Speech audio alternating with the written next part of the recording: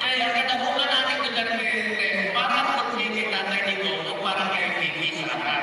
Diba? So, hindi ko lang sa inyo sana unahan ko. Maski palimutan ko.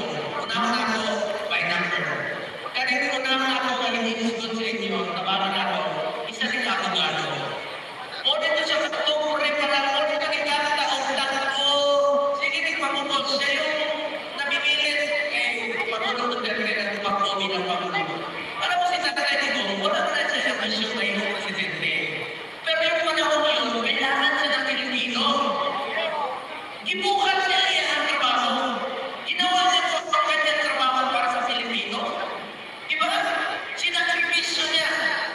He was 71 years old that time, 2016. Igulat na sa pwede na sa maglayon na nakadabaw ako panahon na. Pero iyan yung i-offer na kaya na ugalingon. Kita pa mo sa ibumat niya. Naghandod siya sa ubat para sa atong kaso. O pantay-pantay siya. E para mo sa iya panahon na unang witness ko. Nagtrabaho ko sa iya for 21 years up to 2018. Kaya mo na ako sa doktor. Iwan sa iya ako sa iya. O ginagawa siya kayo masasdan. Atod karon. Tapos na siya kaya kaya doktor ko sa iya. Palagyan ako sa itatay dito. Ibuhan sa iya trabaho. Kaya mo siya presidente. He restored peace and order. Mas makalakaw ang ato mga anak sa sabihin na dili mapastos at dili masdas.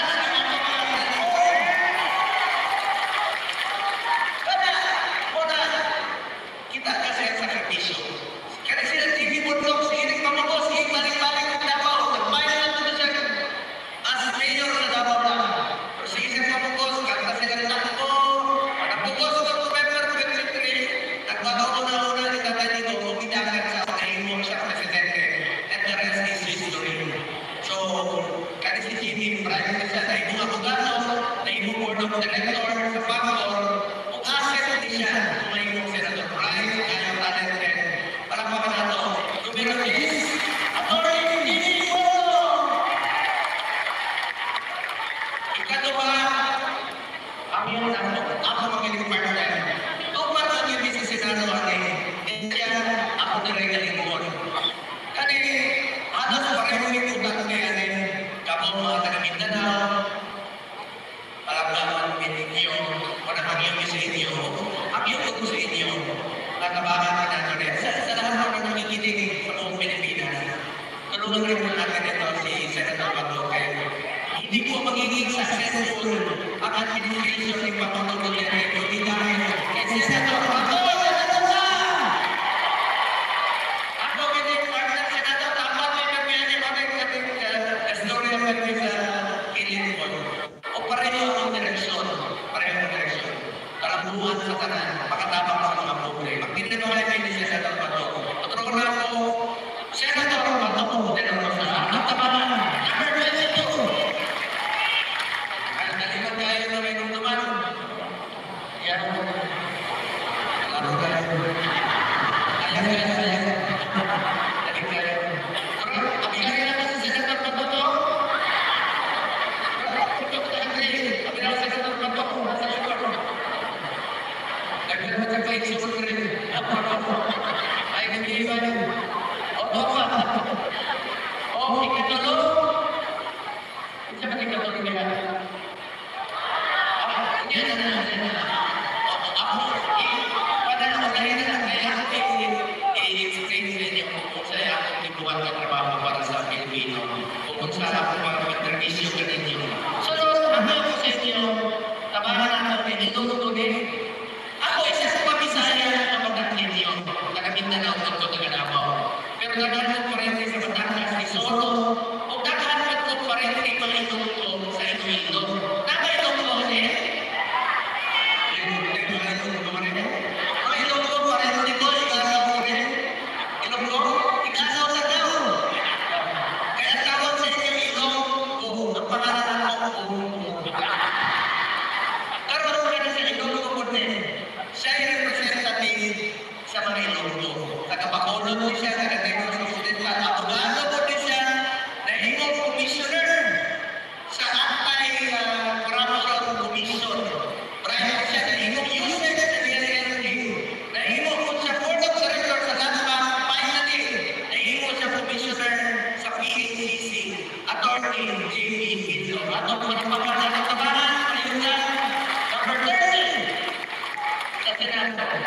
And susunod, kaning abogado po din siya.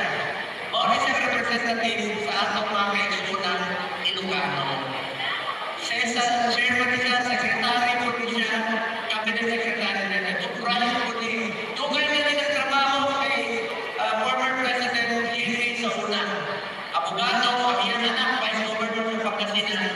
Kung na ako tayo representative na Ilocano, kahit na namin ang Pilipino, Isaya, Ilocano, Ilocano, Waray, Bulacan, pasino sa atong tribo, mga Bicolano, Pilipino na ka natin, suot na. Kung na ako tayo representative na Ilocano, walang makakato. Secretary, Atty. Raul Lambino.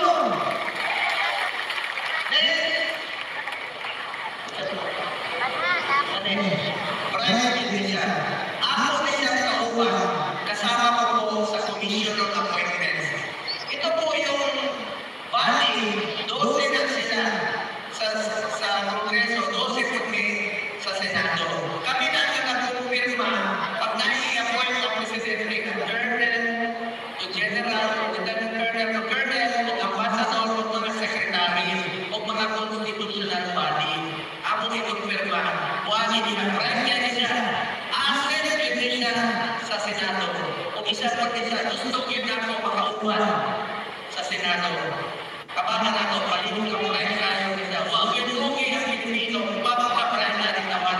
No overview sa Senado. Senator, Congressman Rodante, Marcoleta! Yes! Kani, ako sa Senate, Dr. Jose, wag ko lang sismoso sa inyo, wag ito si Dr. Marites. Kung maningin ko sa sismis, tabagin mo din niyo. Isa ka sismoso sa rin. Isa sismosa. Doktor Misha, pediatrician, o ni doktor sa anak ni Enrique, o na itong bata pa, o ano na yan ang magmamagod. So, maraming din siya doktor sa Kanabaw. O na si Dr. Marites, Dr. Richard Mata, nabahin mo na ako! And sunod, kani, praise the Father. Sabi siya, hindi natin siya spiritual advisor ni former mayor, former president Duterte. Best friend yun sila sa una pa. Huwag pa rin ang kailanay ni Mayor Duterte. Amigo na sila. Amay pa na yan ang pilya. Kamokin na sila ang advisor. At tinabalon niya ang pangalan mo. O ginagalit na na ang mga kawan at supporters. Alam ka na ito, kapangalan mo, kapangalan mo, sino mo? Salamat kayo. Salamat sa inyong pagbangga kay Presidente Duterte, sa pamilya Duterte sa unang paman. Kaya ba ito, yung sa pagbangga ni Pastor Romulo sa Kibuloy, uman din sila sa panagbisyo sa katauhan sa unang paman. Salamat kayo. Salamat kayo sa Pastor Romulo sa Kibuloy.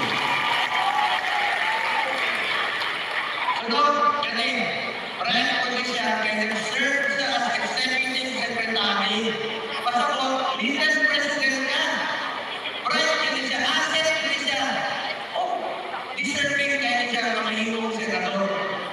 Kaya abogado ko, pagdugay na ang servisyo sa gobyerno.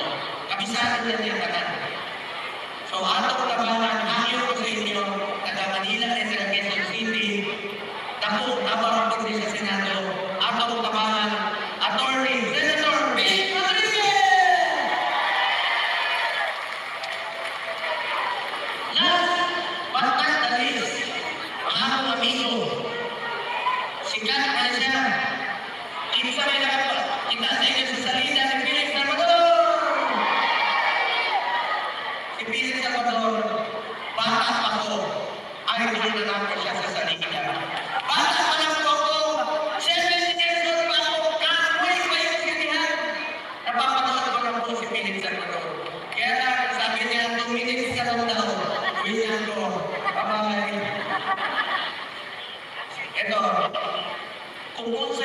yung tabang sa Butuan. Isahan doon siya, kamutabang din siya dali sa Butuan, sa Marangan dito. Ang atong Mr. Efectivo sa Senado, Philip Salvador! Dali na, hindi pa kita tinatawag. Mamaya ka, tawagin nila.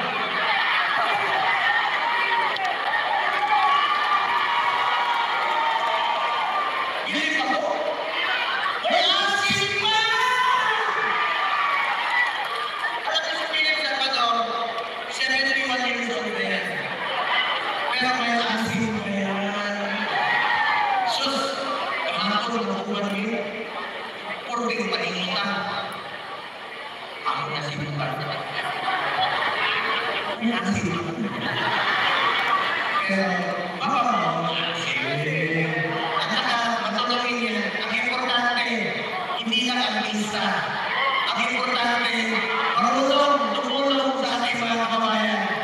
Mr. Efectivo, ako po, nakikiusap sa inyo, mga taga-Mindanao, please lang po, tulungan naman po natin. Dalawa lang tutulong sa inyo, ako at si Philip Salvador. Kung ano yung mga pangangailangan niya sa akin siya, tutulong rin po na rito. Philip Salvador, palampakan natin. Philip, promise ka na? Promise ka. Ako naman po, bilang senador, katrabaho nito para sa inyo. Sipag, pagmamalasakit, at all servisyo ang pwede kong ialay sa inyo. Bilang senador, I have authored 7 laws. I have principally sponsored 84 laws. I have co-authored and co-sponsored 189 laws at wala po kong absent sa Senado ko. Kung yan po ay aking katunan kay Presidente Duterte sa unang trabaho niyo, wag hindi po galing absent sa iya sa unang. Puro na ito trabaho. Kung mauna ako ng katunan, yun nila, ano po ang tumang sa resulungan? Putuan sa kami sa kanya sa resulungan mo lang. Di ba? Para sa ako, gusto kong ilapit ang serbisyo ng gobyerno sa ating mga kababayan. At hindi lang po sa resulungan, putok na Morgans, Sunog, Lindon, Baguio, pinupuntahan tayo dahil yan po ang pinangako ko sa Pilipino. Kahit sa sulong kayo ng Pilipinas, pupuntahan ko po kayo, makapag-serbisyo po sa inyo naman, mga kababayan. Bilang chairman ng Senate Committee on Health, tatlo po ang aking naging prioridad. Malasakit centers, super health centers at regional specialty centers. Meron na tayong 167 na malasakit center sa Pilipinas at meron tayong malasakit dito sa Butuan. Punta kayo ng Abusan, may malasakit center. Punta kayo ng Surigao Sur, meron din po malasakit center. Tatlo! Punta kayo ng Cagayan, dalawa! Punta kayo ng Davao, meron din po. Punta kayo ng Manila, meron. Para sa Pilipino yan. At walang pinipili yan. Basta Pilipino ka, qualified ka po sa malasakit center. Dahil kaya rin po yan, hindi po yan. Pangalawa, super health center. Iba rin po ang super health center. Tingnan niyo dito sa Butuan. Na isa ka pa rin tayo. Yan tuwan ako. Wala ang super health center. Yan ako dito, bibisita na ako. Diyan na pwede yung panganganak. Dental laboratory x-ray. Diyan na po ang konsulta ng pinagtes na lahat ng Pilipino. Meron tayo ng pinet. Kaya nga, galing na sa pinet. Dahil sobra-sobra ang portal ninyo. Ipinalik nyo nga sa national government yung portal ninyo. Kulang pa rin ang servisyo ninyo. Hindi sponsor ang pinet. Ang pinet insurance na meron tayong masasandalan tayo magkakasakit. Di ba pag tingnan nyo ngayon sa hospital billing ninyo? Pag naisa ng provincial health officer ng Camarines Norte, 4 million na admit siya. Ang binawas ng pinet, 27,000. Na-admit siya pala 6 million. Ang sinagod ng pinet, 29,000. 57,000 out of 10 million. Magkano nakata sa sweldo niya? 200,000. Nalugi pa siya. Pinag, habang ako nandito sa Senado, hindi ko kayo titigilan para sa Pilipino. Habang tayo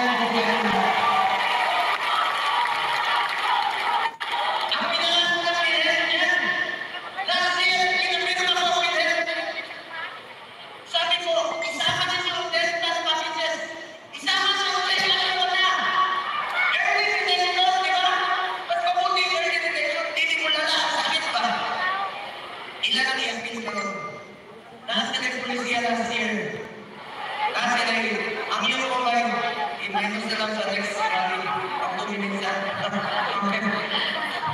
Iwasan lang natin kayo sa may kayo. Ang hirap ko. Para masaktan sa tao, mga kaisugan na to. Nasa yung polisiya sa una. I-minus ko kay Philip Salvador. Kasi mamaya, mamasa namin. Single period of confinement policy. Meron noon. Dapat na-admit ka. Nagkalimutan ka. Sa loob ng 90 days, bawat i-cover ng kailangan mo ulit. Katutuhan! Alam niyo ba? Kailangan mo magpa-admit ng 24 hours bago i-cover ng kailangan. Katutuhan! Noon, meron din ang polisiya. 45 days lang i-cover ng kailangan. Pagkapos sa 46 days, di na nila pera. Katutuhan! Sobra-sobra yung pera ninyo. Huwag kayo mag-Pilipino. Dahil pera ng Pilipino yan, ipanito po sa Pilipino. Pera. Ngayon, pamantayan mo nila. Yan ang pinangako nila. Ito pa rin nila. Kaya, opera sa kasing-kasing pag-emergency. 500,000 na recover. Tapos ano nila 50% effective this year at case 3. Pamantayan po ito para sa Pilipino. Okay.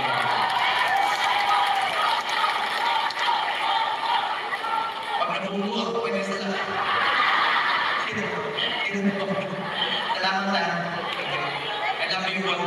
Pero,